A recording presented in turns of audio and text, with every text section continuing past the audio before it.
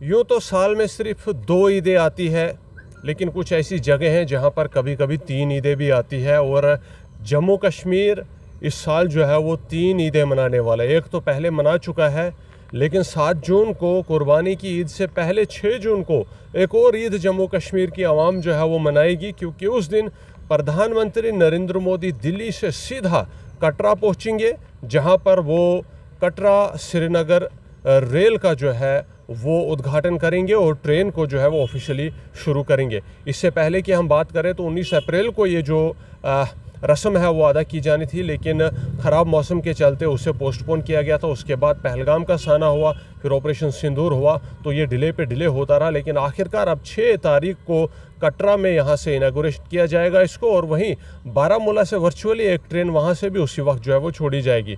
अब जम्मू कश्मीर को ये ट्रेन की सौगात तो दी जा रही है, मुल्क के बाकी हिस्सों के साथ सफ़र करने का एक बड़ा ही आसान और बड़ा ही महफूज माध्यम दिया जा रहा है। लेकिन क्या जम्मू कश्मीर को सबसे ज़्यादा ज़रूरत इस वक्त ट्रांसपोर्टेशन की अपग्रेडेशन है, या फिर जो बाकी मुद्दों पर आज तक जम्मू कश्मीर ने आवाज़ उठाई वो है? उन्हीं मुद्दों को लेकर के हम यहाँ पर मिशन स्टेटहुड के चेयरमैन सुनील डिम्पल के साथ आज जुड़े हुए, जानते हैं इन्हीं से कि क्या कुछ जो है वो अब जानने को हमें मिलेगा। सुनील जी, आप तो एडवोकेट करते थे, उस वक्त इलेक्शंस होंगे, आप उस वक्त जो अलायंस बनी थी उसका भी हिस्सा थे, फारूक अब्दुल्ला के साथ भी आप थे।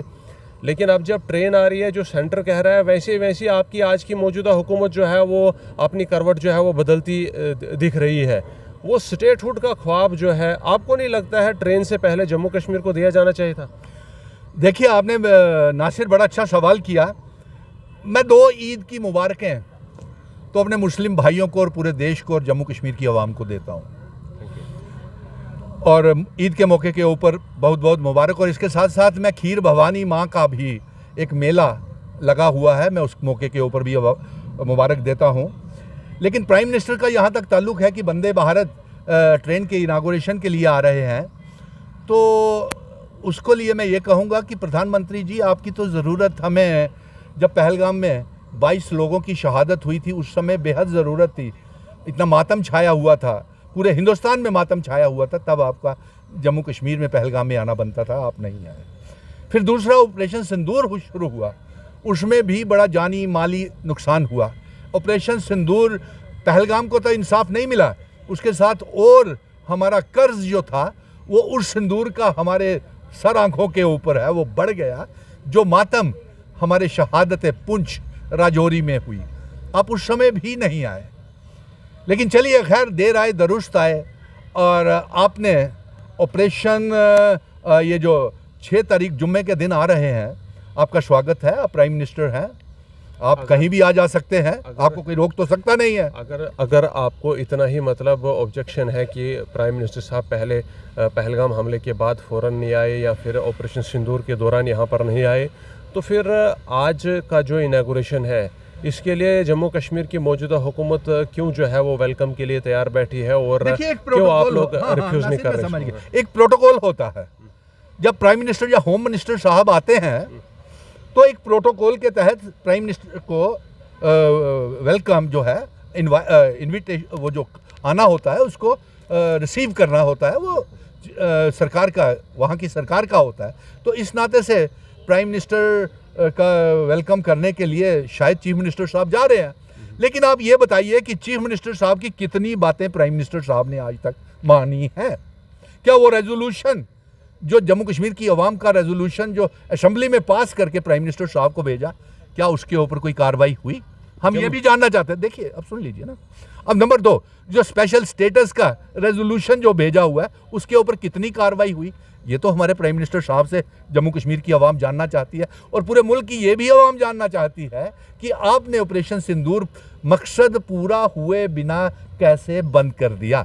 जब ऑपरेशन सिंदूर शुरू किया था नासिर, तब ये ऐलान किया था कि POK को आज़ाद करा के, गिलगित बल्टिस्तान को आज़ाद करा के जम्मू कश्मीर रियासत का हिस्सा बनाएंगे। सुन लीजिए। और दूसरा ये कहा था कि आतंकवादी तमाम ठिकानों को तबाह करके, हाफिज सैयद अजहर मसूद को मार करके तब ऑपरेशन बंद हो। और तीसरा ये कहा था कि इंडस वाटर ट्रीटी जब तक तब तक इसको बंद किया जाता है, जब तक कि हालात ठीक नहीं होते। लेकिन आज बताइए, डोनाल्ड ट्रंप के कहने के ऊपर वो कौन सा हमारा वो लगता है, उसको किसने इख्तियार दिया? Donald Trump. Who is Donald Trump to intervene in our internal affairs?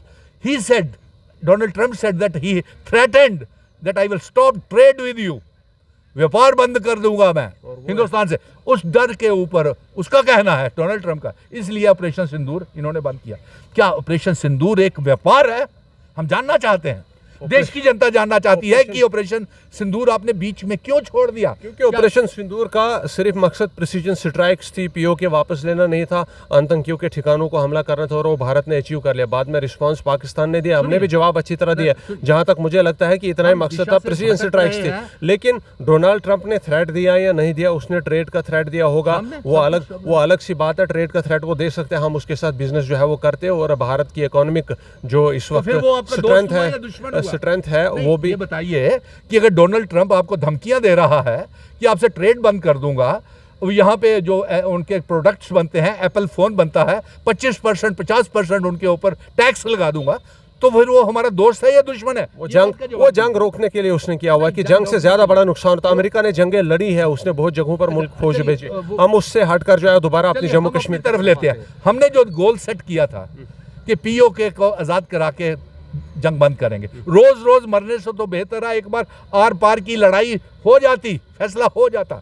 हमारी सदियों से हम पीछे लड़ते आ रहे हैं। पीओके पर फैसला होगा, जब पीओके के लिए जंग होगी, वो जरूर आर पार की होगी, वो बात नहीं है। तो यही टाइम फिक्स किया था ना ऑपरेशन सिंदूर, इसीलिए कहा गया था कि पीओके को आजाद करना। बात होगी तो पीओके के ऊपर होगी, ना बात हुई पीओके के ऊपर, ना आजाद हुआ पीओके। हाफिज सैयद अजहर मसूद आज भी वहां पे जिंदा घूम रहे हैं, अभी भी सिक्योरिटी फोर्सेस के ऊपर हमले हो रहे हैं। कैसी बात कर रहे हैं? और दूसरा, मैं आपको ये बता दूं कि आप मुझे बताइए, प्राइम मिनिस्टर साहब आप आ रहे हैं, आपका स्वागत है, हम खुले दिल से आपका स्वागत करते हैं। लेकिन एक बात, खुले दिल से स्वागत तो कर रहे हैं, लेकिन बड़े दुखी दिल से भी कर रहे हैं, क्योंकि 5 अगस्त 2019 के बाद जो जम्मू कश्मीर हमने फिर से खड़ा किया था, जब आपने हमारी डोगरा रियासत को अनकॉन्स्टिट्यूशनल तरीके से तोड़ा था, हमारे स्टेट सब्जेक्ट खत्म किया, हमारा आर्टिकल। सारी बातें जो आप कह रहे हैं मौजूदा हुकूमत क्यों नहीं कह रही है? अगर उमर साहब ने एक बार जो है वो रेजोल्यूशन पास करके भेजा, उसके बाद उस पर क्यों इतनी खामोशी रखी हो? क्यों बार बार इस मुद्दे को नहीं लाते? और दूसरी सबसे बड़ी बात है, जम्मू कश्मीर की आवाम को जो यहाँ के लोकल नेताओं ने जिस रास्ते पर रखा है, आपको नहीं लगता है करवट बदलते मौका जो है वो वक्त नहीं लगता है? महबूबा मुफ्ती जिन्होंने तब कहा था कि अगर 370 को हाथ लगाए तिरंगा उठाने वाला कोई नहीं मिलेगा, देखा जा रहा है कि अब उन्होंने भी जो है वो दो एलजीओ के साथ मुलाकात की है, यानी कि 2019 के बाद पहली मुलाकात की हुई है। तो ये जो आप बता रहे हैं, ये वही एक जो फार्मूला है जो जम्मू कश्मीर के नेता, जम्मू कश्मीर की आवाम को जो है वो मन बहलाने के लिए कर रहे हैं। वरना आपको नहीं लगता है मौजूदा हुकूमत ने आज तक 1000 बार मुद्दे सामने रखे होते? बिल्कुल लगता है। स्टेटहुड तो हमारा सबसे बड़ा मुद्दा है। तो जंग लड़ रहा है ना मिशन स्टेटहुड, सुनील डिम्पल लड़ रहा है, 370 के लिए भी जंग जारी रहेगी, बोल दिया ना। यही नहीं, जिन शर्तों के ऊपर हमारे महाराजा हरि सिंह जी जम्मू कश्मीर पीओके गिलगित बल्टिस्तान का ये सेशन भारत के साथ करके गए थे, उसको सभी को इकट्ठा करके जम्मू कश्मीर रियासत और भारत का हिस्सा बनाना है, नंबर 1। नंबर 2 आपको मैं बता दूं कि इस समय ये जो सरकार टॉपल करने की कोशिश की जा रही है, जो आपने कहा कि एलजी के साथ मुलाकात, ये सवाल खड़े हो रहे हैं, सोशल मीडिया से ही निकल के आ रहा है। आप लोगों का ही कहना है कि खरीद फरोख्त हॉर्स ट्रेडिंग कर रही है भारतीय जनता पार्टी। हो सकता है, हमें तो जानकारी नहीं है, लेकिन 5 सालों तक ये चुनी हुई सरकार पूरी चलेगी, ये हमारा दावा है। नंबर 2, अगर हॉर्स ट्रेडिंग हो रही है तो हो सकता है पॉलिटिक्स ऑफ अपॉर्चुनिज्म है, ये सारे के सारे ये सियासी दल खेल रहे हों, और इसीलिए सुन लीजिए इन बातों पर बिलीव करना कितना सही होगा। खबर तो ये भी आ रही है कि एलजी साहब भी जो है वो अब चेंज होने वाले हैं। तो हमने मांग किया ना कि एलजी जो नया आए वो तो या कोई रिटायर्ड सुप्रीम कोर्ट का जज हो, हाई कोर्ट का जज हो, या कोई आर्मी ऑफिसर हो, chief of the army staff हो, या फिर आईएएस आईपीएस ऑफिसर वो हों जो जम्मू कश्मीर के स्टेट सब्जेक्ट होल्डर हों। क्योंकि इस ऑपरेशन सिंदूर में नाजिर हमने देखा कि जितने डोमिसाइल वाले थे वो सारे फुर्र हो गए जम्मू कश्मीर से, और वो जो जहाँ पे रहे वो सिर्फ जम्मू कश्मीर के स्टेट होल्डर रहे। अब मैं दूसरी तरफ आता हूँ। देखिए मैं, प्रधानमंत्री जी आ रहे हैं, मैं ज़्यादा बात को लंबा और नहीं करूँगा। प्रधानमंत्री जी आ रहे हैं, आपसे ये गुजारिश है जम्मू कश्मीर की 1,30,00,000 आवाम की तरफ से कि आप हमारी रियासत के दर्जे का ऐलान करें, ठीक है? क्योंकि पटरी के ऊपर तभी आएगा ये जेड टनल के उद्घाटन, ये वंदे भारत के उद्घाटन, ये पुलों के फ्लाईओवर्स के उद्घाटन, ये सड़कों के उद्घाटन, इससे जम्मू कश्मीर का मसला हल नहीं होगा। आप जम्मू कश्मीर रियासत के दर्जा वापस करें और अनाउंस करें कि जम्मू कश्मीर की 4 असेंबली की सीटों, पार्लियामेंट की, राज्यसभा की सीटों के जो चुनाव बकाया हैं वो हों, 4 राज्यसभा की सीटों के, 2 बाईपोल सीटों के भी चुनाव करवाएं और कारपोरेशन, 25 सरपंचेस और पंचायतों के भी इलेक्शन करवाए। आपने इंडस वाटर ट्रीटी की भी जो है वो बात की थी। आपको नहीं लगता है कि इंडस वाटर ट्रीटी के तहत जो पानी रोका गया है वो सबसे पहले जम्मू कश्मीर को उस पानी की बहुत ज़्यादा ज़रूरत है? जम्मू में पीने के पानी की भी बहुत ज़्यादा किल्लत है, और अगर सिंध का पानी किसी तरह यहाँ पहुँचाया जाए, चिनाब का पानी इधर जम्मू शहर की तरफ लाया जाए। हम तो कब से मांग कर रहे हैं। ये तो हमने Chenab water supply scheme project भी तैयार किया था, लेकिन अफसोस इस बात का है कि पिछले 11 सालों में भारतीय जनता पार्टी की ने जम्मू में जहाँ से मेजॉरिटी और सीटें लेती रही है, जम्मू के लिए तो कभी आवाज़ उठाई नहीं। चिनाब पावर प्रोजेक्ट के लिए इन्होंने तो साथ खड़े होकर हमें स्मार्ट मीटर लगवा दिए, हमारे पावर प्रोजेक्ट बेच दिए। गवर्नमेंट आपकी है, आपकी गवर्नमेंट है सर, उमर साहब की गवर्नमेंट है। तब आप लोग वादा करते थे सबसे पहले हम स्मार्ट मीटर तवी में फेंकेंगे, उसके बाद प्रॉपर्टी टैक्स माफ करेंगे, लेकिन खुद आपकी हुकूमत का कहना है, इस वक्त जो गवर्नमेंट बनी है जिसमें आपने उस वक्त समर्थन दिया, उस हुकूमत का कहना है कि हर जगह अगर बिजली पहुंचनी होगी तो मीटर लगना बहुत ज़रूरी है। इसीलिए मैं कह रहा हूँ कि रियासत दीजिए, रियासत का दर्जे का वापसी का ऐलान करें प्राइम मिनिस्टर साहब। हम 200 यूनिट बिजली फ्री 1 करोड़ 30 लाख आवाम को देंगे।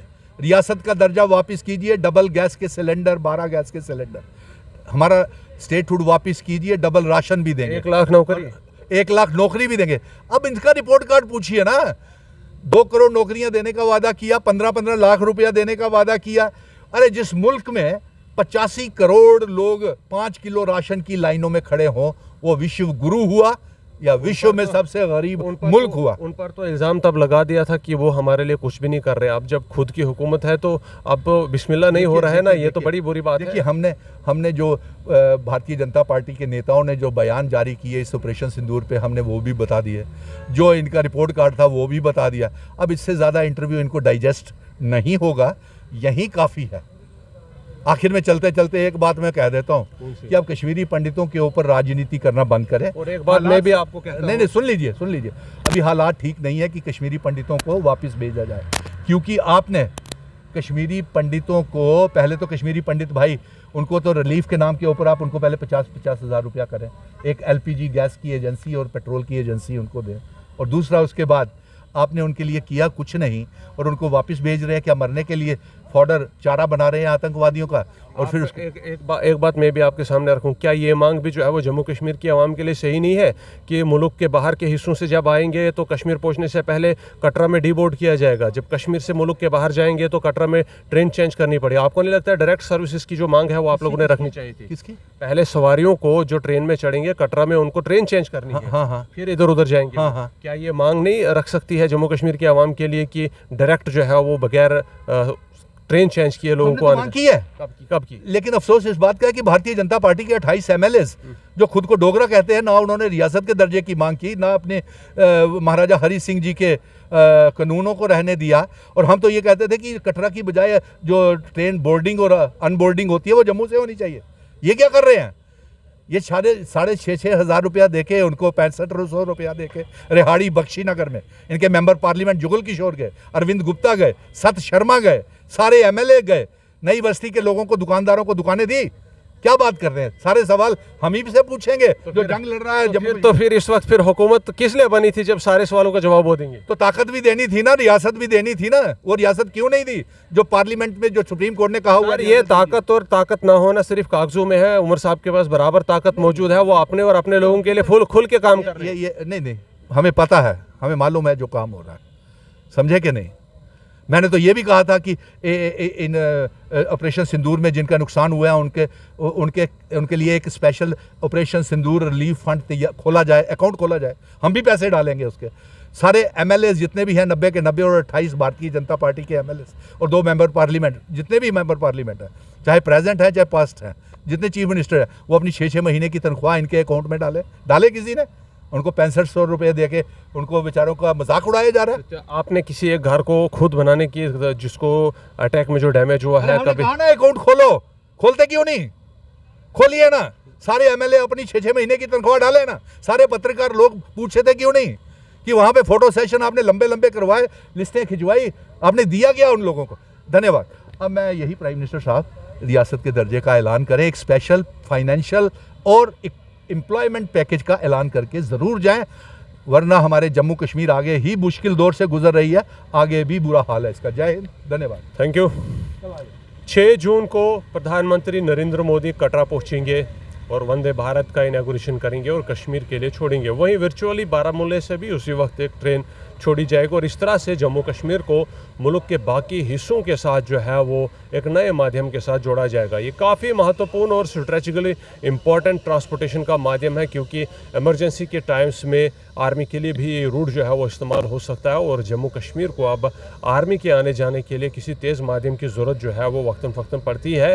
तो ऐसे में ये एक बड़ी खबर है और ईद 7 को है और उससे पहले एक ईद है ये 6 को, जो जम्मू कश्मीर की आवाम सेलिब्रेट करेगी। लेकिन जम्मू कश्मीर में कई ऐसे और मुद्दे हैं जिनको पसपुश डाल दिया गया और जिन पर अभी जो है वो पर्दा पड़ चुका है। स्टेटहुड सबसे बड़ी मांग थी, एक बार रेजोल्यूशन तो पास हो गया, उसके बाद से कभी भी उमर अब्दुल्ला गवर्नमेंट ने इस मुद्दे को लेकर बात नहीं की। वहीं इंडस वाटर ट्रीटी जिसे सस्पेंड किया गया है, क्या उसका जो पानी है, जो दरियाओं का पानी है, अब जम्मू कश्मीर के उन जगहों तक पहुंचाया जाएगा जहां पर उस पानी की ज़रूरत है? जम्मू शहर के अंदर पानी की काफ़ी किल्लत है, एकमात्र तवी रिवर है यहाँ पर और इसमें भी अब उतना पानी नहीं है। अलबत्ता बाहर से जो पानी है उसको लाने की कई बार जो है वो बातें सामने आई है, लेकिन अभी तक उस ख्वाब को शर्मिंदा ताबीर जो है वो नहीं किया गया। उसके अलावा जम्मू कश्मीर में और कई प्रोजेक्ट्स की जो है वो ऐलानात तो हुए हैं, पर आज तक जो है वो उस पर कोई भी एक्शन नहीं हुआ। फिलहाल सबसे बड़ी खबर है 6 तारीख को प्रधानमंत्री नरेंद्र मोदी कटरा होंगे और उस दिन हम बराह रास्त आपको दिखाएंगे कि क्या कुछ जो है वो वहाँ से प्रधानमंत्री द्वारा जम्मू कश्मीर की आवाम के लिए ऐलानात किए जाते हैं।